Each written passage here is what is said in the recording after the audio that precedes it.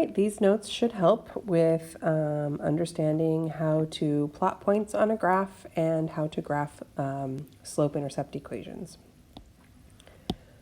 So starting off, when we're looking at a graph, there are these two lines. There's a vertical line here, and there is a horizontal line. So the vertical line, I always highlight yellow, and that line is your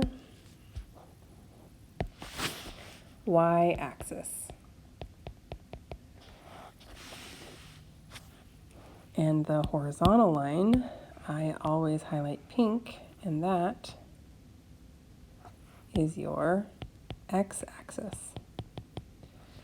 And the point right in the middle where those two lines cross is your origin. And that is the point 0, 0. So also important to know that on a graph, if you are heading to the right, that is a positive direction, and if you're heading to the left, that's negative. If you're going down, that's negative. If you're going up, that's positive.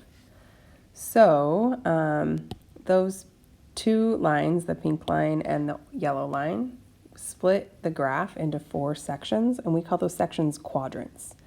So this is quadrant 1, where all of the x values are positive and all of the y values are positive. So we call that a positive, positive.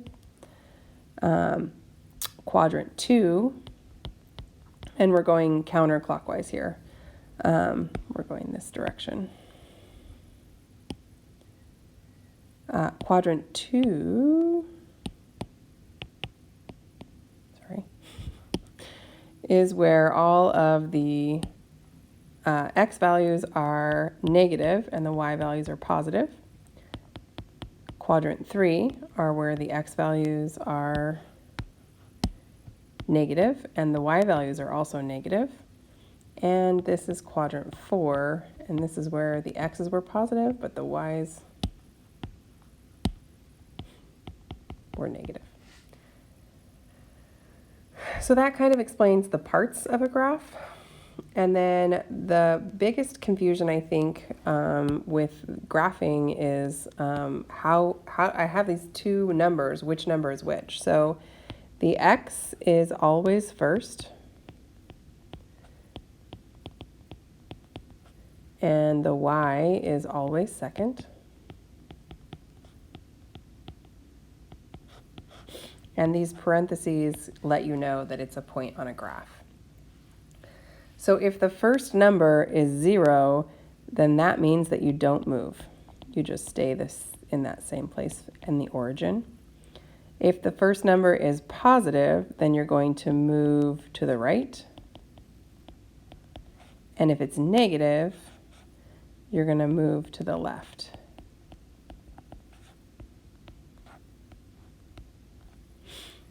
The second number is the y value, and if it's 0, you're also going to not move, stay at the origin. If it's positive, you're going to move up. And if it's negative, you're going to move down. And then I always have been color coding my x's pink from the beginning of Module 1. And my y's are always yellow. So hopefully this chunk with the x and the y will help you on the second page, which has a bunch of different ordered pairs for you to practice plotting points. So I'm going to do the first example with you. So I think I'm going to do the point -7, 2. So just like it says above, the first number is an x value, and since it's -7, it says here that if it's negative, I'm going to move to the left. So I'm going to go to the left 7, and then the second number is positive, so I'm going to go up 2. So you always start at the origin, which is right here, and then it says to go to the left 7. 1, 2, 3, 4, 5, 6, 7, and then up 2. 1, 2. And that's where my point is. So that is the point -7, 2. So I've given you 8 points to practice plotting. So take time to plot those and feel free to do what I did where you're drawing your arrows to help you make sure you're landing in the right spot. And then the next chunk, I'm explaining the main parts of a slope-intercept form equation. So the formula is y equals mx plus b, where m is our action, or we're going to start calling the action the slope. And I always remember m is how it moves, and b is the y-intercept, where it begins when the input is 0. So 0b, whatever that number is. And that's really the number, the point on the y-axis. That's the y-intercept. So it's important to remember that you can also flip the order. You can do y equals b plus mx. You're still going to have whatever number is plane by itself is your y-intercept, and the number with x is your slope. So as we've been practicing throughout the year, slope is rise over run. So rise is the top number of the fraction. You're going to go up if it's positive or down if it's negative. And you're going to run to the left or right, the bottom number. Sometimes they give you the slope as a whole number. So for example, if they tell you the slope is 2, you're going to turn that into a fraction by dividing by 1. So 2 is the same as 2 over 1. So I'm going to rise 2, and I'm going to run 1. So on the next page, there are some examples. I give you, it tells you to start at the point 0, 3. Since it's 0, 3, that means 3 is my y-intercept. That point is going to go on the y-axis at 3. On the y-axis. That's why it's my y-intercept. And then 2, 1/2 is my slope, so that means I'm going to rise 1. So that's going to go up 1. And I'm going to run 2, which means go over, because both of them are positive. So I'm going to go up 1 and over 2.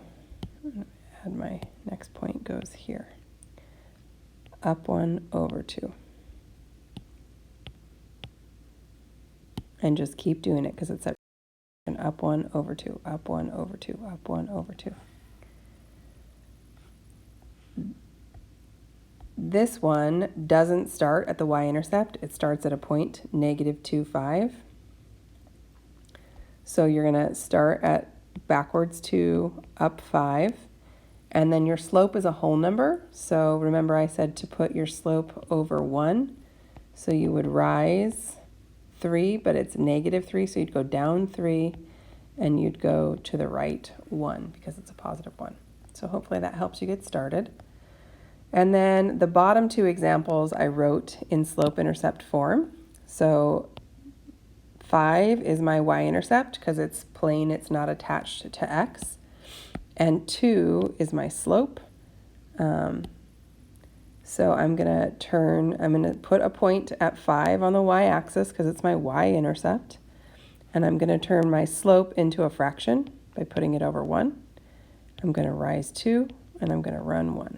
Up 2, over 1, up 2, over 1. So hopefully you found this video helpful for practicing graphing.